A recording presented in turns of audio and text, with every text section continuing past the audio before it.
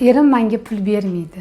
Ko'plab ayollarimizni qiynaydigan savol bu, to'g'rimi? Keling, nega erkaklar ayollaridan pul qizg'anishlarini ko'rib chiqamiz. Birinchi sabab ichki qo'rquv va yetishmovchilik mentaliteti. Bunday erkakning bolaligida haqiqatdan pul kam bo'lgan yoki pul tugab qoladi deb qo'rqitib katta qilishgan. Shuning uchun bunday erkaklar ayolga pul berishni emas, aksincha saqlab pul yig'ishni o'ylaydi. Ikkinchi sabab, agar erkak o'zini yetarli darajada kuchli, quvvatli his qilmasa, xuddi ayoliga pul bersa undan quvvat ketayotgandek o'zini his qiladi.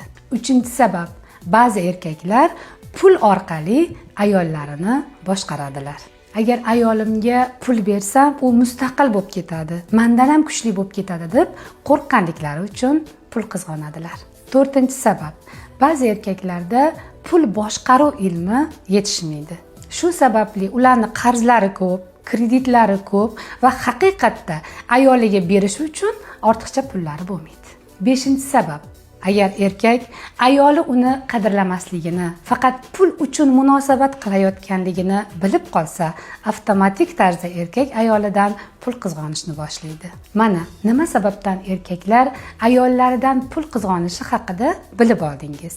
Keyingi safar albatta qanday erkak ayoliga oson pul berishi haqida sizlarga ma'lumot beraman.